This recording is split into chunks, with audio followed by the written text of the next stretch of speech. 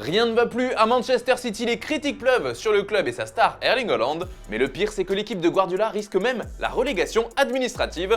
Restez branchés, on vous explique tout ça dans un instant. Foot.fr, fournisseur officiel de football.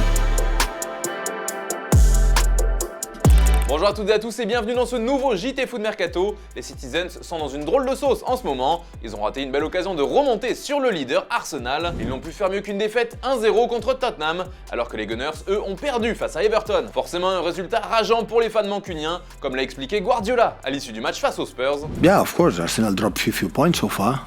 And of course, the opportunity that you have the important to be close and leave the fifth in the table that Tottenham is right now far away to secure the qualification Champions League next season. Et pour certains, si Manchester City n'a pas été au rendez-vous ce week-end et n'est pas toujours depuis le début de saison, c'est peut-être la faute d'Erling Haaland. L'attaquant a beaucoup de responsabilités au sein de cette équipe où il vient d'arriver, mais pour certains, comme Jamie Carragher, son choix de venir à Manchester n'était tout simplement pas le bon. Je pense que nous n'avons vu que 60% d'Erling Haaland, il vient d'un championnat de contre-attaque. Vous avez vu son rythme effréné là-bas, nous ne le voyons pas ici. Il a peut-être choisi le mauvais club pour tirer le meilleur parti de lui. Ils sont une équipe différente et moins bonne avec Haaland dans l'équipe. Ce n'est pas de sa faute. City ne jouera pas un football sans répit. Ce n'est pas la façon de Pep Guardiola. Des mots forts et un peu durs pour le Norvégien qui a tout de même déjà inscrit 31 buts toutes compétitions confondues, le tout en 28 matchs. En plus de ces critiques, City risque gros, mais cette fois, c'est le comportement en dehors du terrain qui est pointé du doigt. En effet, souvenez-vous, City avait été mis à l'amende par l'UEFA dans le cadre du fair play financier et à l'époque, la Première Ligue avait elle aussi ouvert une enquête sur les finances du club entre 2018 et 2019. Et bien aujourd'hui, la Ligue anglaise vient de rendre ses conclusions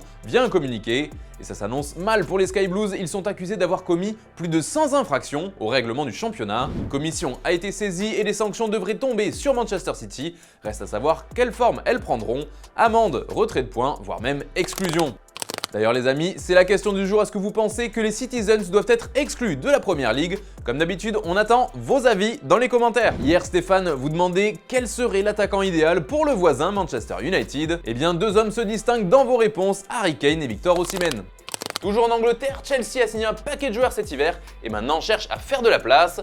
Et l'un des joueurs poussés vers la sortie se nomme Pierre-Emerick Aubameyang. Actuellement, il a de moins en moins de temps de jeu avec les Blues et a même été supprimé de la liste en Ligue des Champions. Bref, on ne veut plus de lui à Londres et d'après la Gazzetta dello Sport, il pourrait se remettre en selle du côté de l'AC Milan. Et ce n'est pas tout puisque sur Relevo, c'est un tout autre projet qui est évoqué. En effet, la MLS lui ferait les yeux doux. Le Los Angeles FC négocierait avec Chelsea pour son transfert. Reste maintenant à savoir si ce genre de destination plaira à Aubameyang. Un autre attaquant fait parler de lui en ce moment, c'est Mauro Icardi, l'Argentin parti en prêt à Galatasaray, a mis tout le monde dans sa poche du côté de la Turquie. Actuellement, à 9 buts et 6 passes décisives en 13 matchs, toutes compétitions confondues, Icardi a su se montrer décisif depuis son arrivée à Istanbul. Là-bas, on veut déjà que l'attaquant du PSG reste à l'issue de son prêt, car il est actuellement prêté par Paris jusqu'à la fin de saison. Et justement, un retour dans la capitale française n'est pas exclu selon Relevo. Il pourrait avoir une deuxième chance de s'y imposer, vu ses bonnes stats actuelles, et qu'il est toujours sous contrat avec le PSG jusqu'à l'été 2024.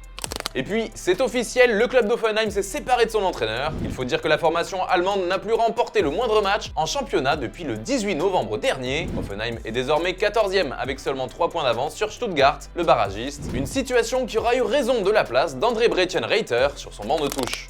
Voilà les amis, merci de nous avoir suivis, on se retrouve dès demain pour une nouvelle vidéo sur Foot Mercato. Et quant à moi, je vous souhaite une excellente soirée.